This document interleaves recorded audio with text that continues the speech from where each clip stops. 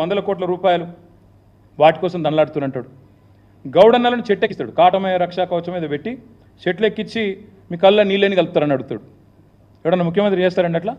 వాళ్ళ కులవృత్తిని వాళ్ళందరిని అవమానించే విధంగా వాళ్ళని చెట్లు ఎక్కించేదో సర్కస్ లెక్క ఈయన కింద కూర్చొని మైకులల్లా మాట్లాడచ్చును. అట్లా ప్రైవేట్ స్కూల్లో టీచర్లు అందరూ ఇంటర్ డిగ్రీ ఫెయిల్ అయిన వాళ్ళు అంటాడు ముఖ్యమంత్రి. వాళ్ళు వీళ్ళు కాదు, ఎవరో తెలిసి తెలియక ఒక ఎమ్మెల్యేనో ఎంపీ మాట్లాడింది అనుకుంటే వేరు.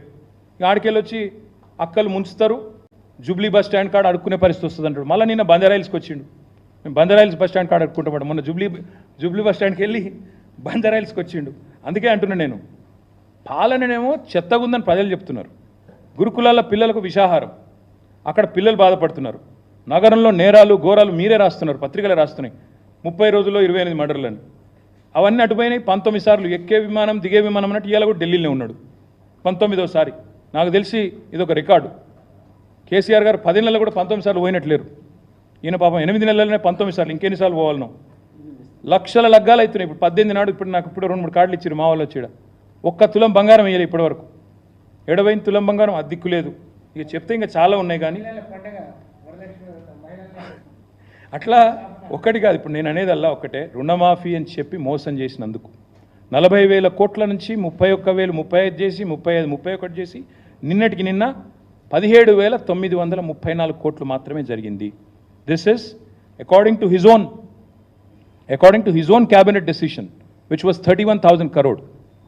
17,934 crore is I think about 46%.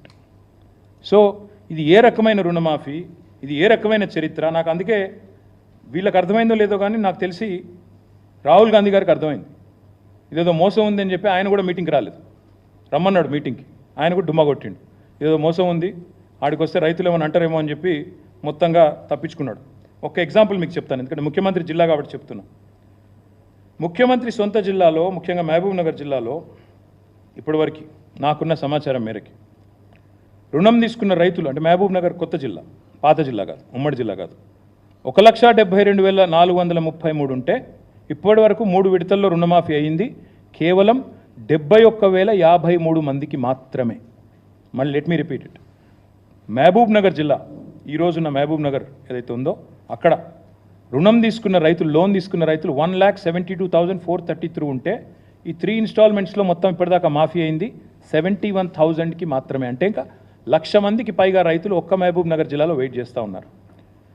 ఇంకా ఖమ్మం జిల్లా తీసుకుంటే, ఎందుకంటే ఉప ముఖ్యమంత్రి గారి జిల్లా, అక్కడ రుణం తీసుకున్న వాళ్ళు రైతులు 157 రైతులు, 3,73,157. 3 ఇన్స్టాల్మెంట్స్ ఇప్పటిదాకా కలిపి మొత్తం రుణమాఫీ అయింది ఎంతమందికి అంటే 1,15,600 మందికి, అంటే 30%కి అయింది. సీఎం సొంత జిల్లాలో 41%, డిప్యూటీ సీఎం సొంత జిల్లాలో 30%. ఇక దీనికి మళ్ళా హరీష్ రావు రాజీనామా చేయాలి, మేమేదో చేసేసినాం, పొడి చేసినాం. అందుకే ఈ దిగజారుడు రాజకీయాలు బంద్ చేయండి, దిక్కుమాలిన కారు కూతలు కుయ్యకండి. మీరు ఎంత అరిచినా, ఎన్ని కుప్పిగంతులు వేసినా టీఆర్ఎస్ ఎక్కడికి పోదు, మీ కళలు నెరవేరవు.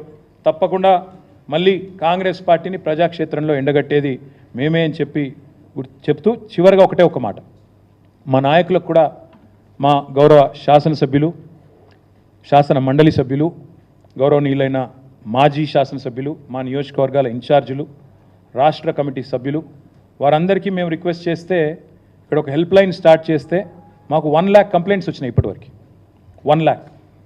ఆ డేటా కూడా మీకు షేర్ చేస్తాం. క్షేత్రంలో కూడా తిరుగుతాం. రేపటి నుంచి, ఎల్లుండి నుంచి మా నాయకులు అన్ని నియోజకవర్గాల్లో తిరుగుతారు. అందరు ఎమ్మెల్యేలు, మాజీ ఎమ్మెల్యేలను కూడా నేను రిక్వెస్ట్ చేస్తూ ఉన్నా, కొన్ని ఊర్లకు పోండి. మీ నియోజకవర్గాలు అన్ని ఊర్లు తిరగలేరు, శాంపుల్గా 1, 2, 3 ఊర్లకు పోండి. డేటా గ్యాదర్ చేద్దాం, ప్రభుత్వానికి సమర్పిద్దాం. చీఫ్ సెక్రటరీకి, చీఫ్ మినిస్టర్కి, సెక్రటరీకి పోయి అవసరమైతే సమర్పిస్తాం. గవర్నమెంట్ స్పందించకపోతే గవర్నర్ గారికి ఇస్తాం, గవర్నర్ గారు కూడా స్పందించకపోతే కోర్టుకు కూడా పోతాం అవసరమైతే మోసం చేసినందుకు. కాబట్టి రేపటి నుంచి కార్యాచరణ ప్రారంభిస్తాం.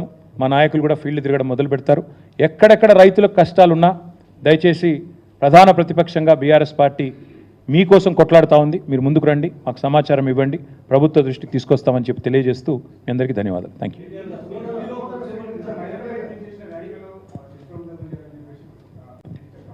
నేను యథాలాపంగా నిన్న మాట్లాడుతూ ఒక మాట అన్నాను. నేను దానికి ఆల్రెడీ మా సోదరీమణులందరికీ నేను క్షమించమని కూడా అడిగినాను. కాబట్టి నేను ముందుకు వచ్చి ఆ మాట చెప్పినాను. నేను మరి రేవంత్ రెడ్డి గారిని అడుగుతా ఉన్నాను, మీరు మాట్లాడిన పనికిమాల మాట మన సవితక్క గురించి కానీ, సునీతక్క గురించి కానీ, కోవ లక్ష్మక్క గురించి కానీ మీకు ఆ ఇంగితం కానీ సంస్కారం కానీ ఉందా? నేను నిన్న యథాలాపంగా నోరు జారాను, మాట్లాడాను. ఎస్, ఐ అగ్రి అన్నాను. హుందాగా మా చెల్లెల్ని, మా అక్కల్ని మాట ఏదైతే మాట్లాడాను దానికి క్షమాపణ అడిగాను. నీకు ఆ సంస్కారం ఉందా? ఉంటే చెప్పు.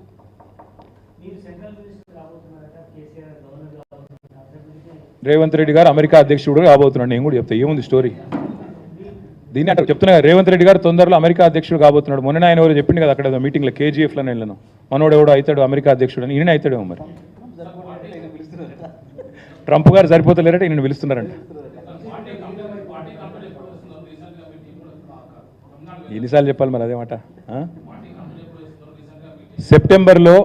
సెప్టెంబర్లో మా పార్టీ యొక్క సీనియర్ నాయకుల బృందం ఒకటి, మేము కొన్ని ప్రాంతీయ పార్టీలు ఏవైతే సుదీర్ఘకాలంగా బ్రహ్మాండంగా ప్రజాక్షేత్రంలో పనిచేస్తున్నాయో, డిఎంకే కావచ్చు, ఇంకా ఇతర ప్రాంతీయ పార్టీ